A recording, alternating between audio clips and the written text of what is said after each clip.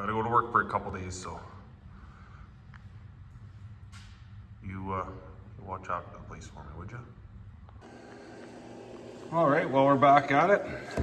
Got this new shaft and pressed it in.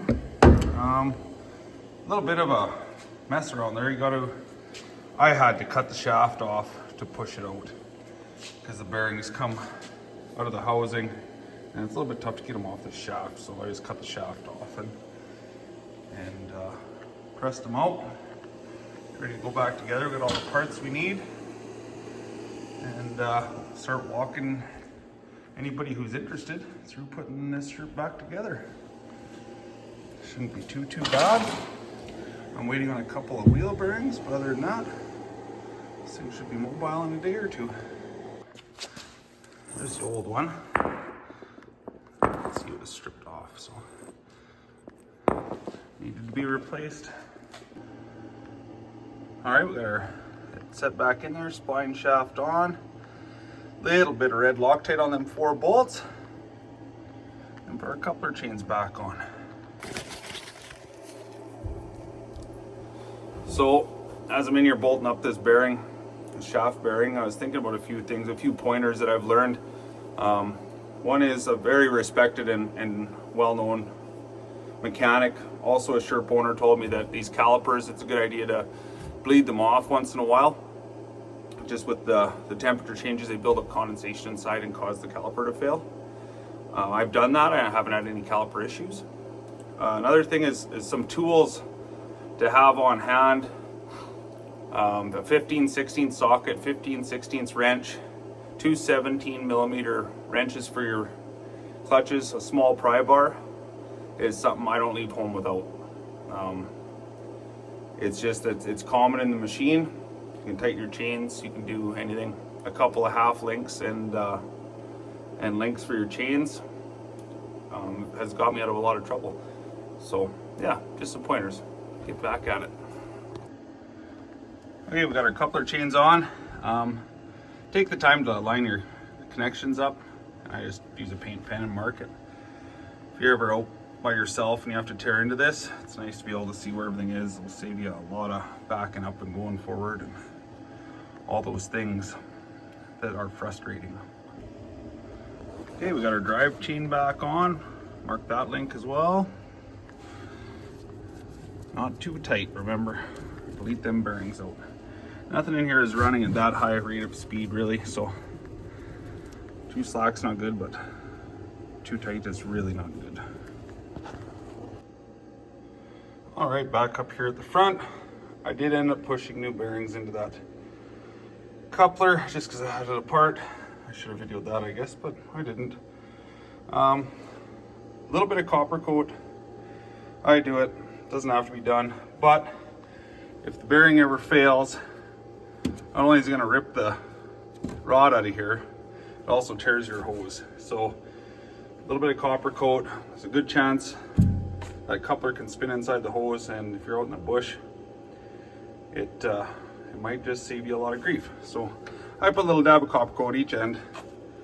Also saves when you're in here next time fighting to get the hoses off, because there is lots of condensation buildup and it does create rust. There, back together and ready for the chain to go on. Hopefully he doesn't ever have to find out if my copper coat theory works with those new bearings in there. Actually, I hope that I don't have to either. There we go, she's back on, ready for the chain. I do have to take a link out of the chain because it was maxed out on the tensioner. Well, the wheel bearings are still 1 day behind, so just gonna wrap up this one side. Get her old swamp legs back under her. Just gonna clean up these surfaces here. Put a very small bead of RTV silicone. Make sure we got a good seal so you're not airing up all the time. What else did I do? Oh, and I greased the needle bearings and then the clutches. The other thing I need to look into on this machine is it will not stay in reverse, but if I hold it on the transmission, it will. So I believe that'll be just a linkage. And also going to give it an oil, warm it up and give it an oil change. If you have one of these, you know what that's like. I went out and bought one of these oil extractors. Saves you a giant mess for $60 or $80 or whatever they are.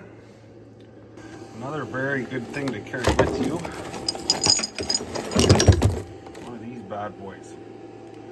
This one has the Renault transmission in it. They're pretty durable, but this will leave you stranded if you bust this off.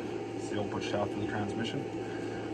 The guy who owns this Sherp didn't have one in here. I talked him into packing one with him. So there you have it. Now, before you start manhandling these tires around by yourself, enjoy a fudgicle. Damn it. The wrenching is never done around here. That tire was new once. Well, our bearings and seals came in, so we are ready to re-bearing back driver's side of this machine. Now, last time I re-bearinged my Sherp Pro, I had enough bearings in SKF to do one side, and the rest I got this brand. And when I re-bearinged it again, believe it or not, the cheaper ones held up better. So that is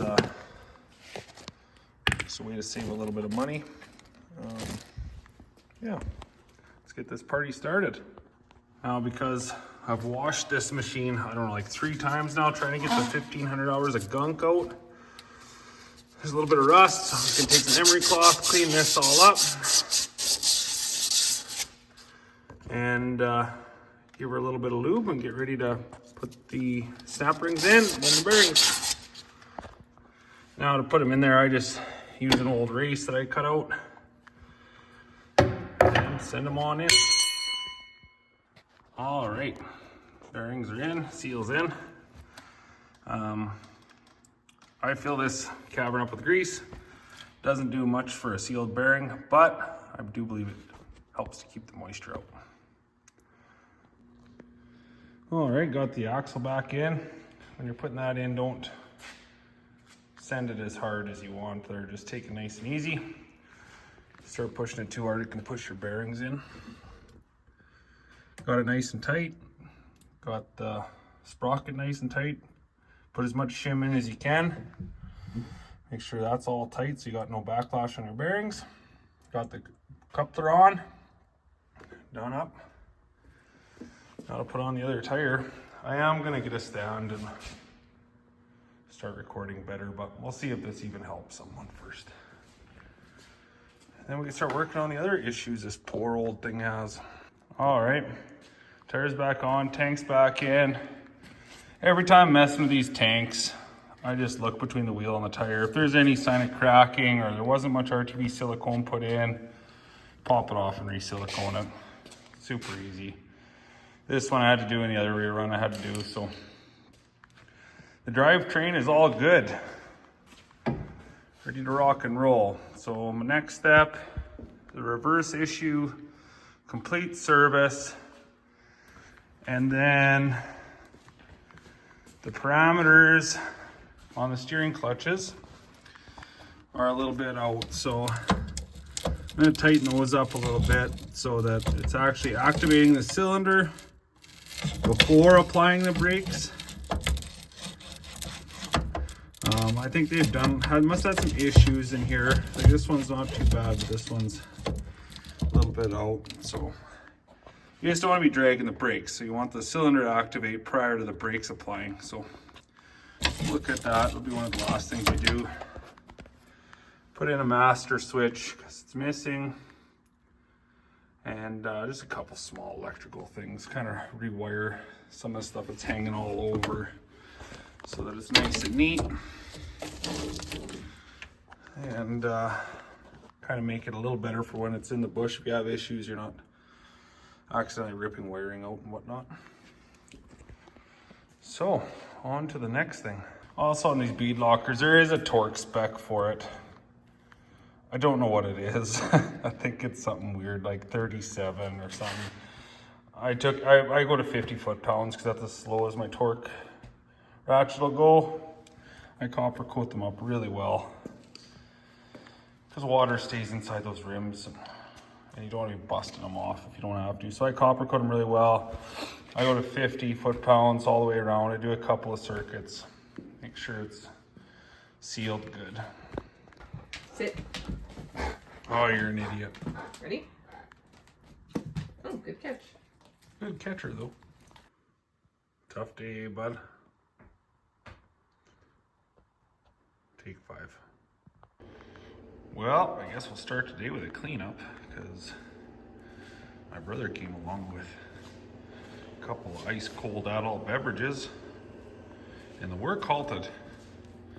But let's get going. I pulled in my N1200. My next project, I gotta put a winch on him. I do gotta get this one done for the customer, but it's coming along. Just getting excited to work on my own. Well, it's a new day. I'm trying to get this thing wrapped up. Probably not today, but I'm gonna get it done. Didn't get a whole lot accomplished yesterday. I did put a patch. We're gonna see if that holds for the air leak, warm it up, give it a service, leak test it. Figure out its wiring gremlins. The switch on the dash won't work to fill the tires and the reverse issue. Not real good news for this machine. Not one drop of oil in the transmission. So, filled her up. Have to run it and see. There's probably a good chance that it ate the reverse shifting fork out, so it won't stay in. Hopefully not. Hopefully it's still just a linkage. Well, it's starting to go back together. Oil change. Didn't change the transmission oil because there's none in it. Top that up. Still working on that leak in the subframe. Didn't film much today. Well, for one, not a very good YouTuber yet. And I forget. And I was really trying to focus on getting this thing wrapped up. And yeah, new air filter. Put a new master switch in it. Rerouted some wiring. So it's not dangling all over, made it nice and neat. I took a link out of that chain. A little bit of a design flaw there. I might have to put a half link in it because this bottom's out. It doesn't go into the little pinhole there. But I'm gonna get it driving and see how it works out. But that's enough for today. Time to clean up so we start tomorrow with a nice clean shop. And it is Valentine's Day, so might have to have a beverage. Feel that? Feel what, Mr. Lay? The way the shit clings to the air, Randy? Shit clings to the air? It's already started, my dear good friend. Well, we're back at it. Still working on that hole. I think what probably happened is the chain broke and then it binded up and did a whole bunch of damage in there. Other than that, it's ready to try out. I set the linkages on the reverse cable, shifting cable. Hopefully that helps. And it's not the fact that it was ran with no oil in it. But I want to get this out and try it and see. I guess I'll put some interior in while I'm waiting for that epoxy to cure. In hindsight, I wish I would have seen that when I had the axle out because I could have just welded it. Just trying to avoid not cutting apart a $600 coupler. Filling that transmission's not easy when you do have to do it. Using these bags is the easiest. I just refill them instead of filling up with the tail pump, and that's the easiest way to get in there and get that transmission topped up. Well, this epoxy needs a lot longer to cure, so I have to take mine and go ice fishing or something. It is Boxing Times Day.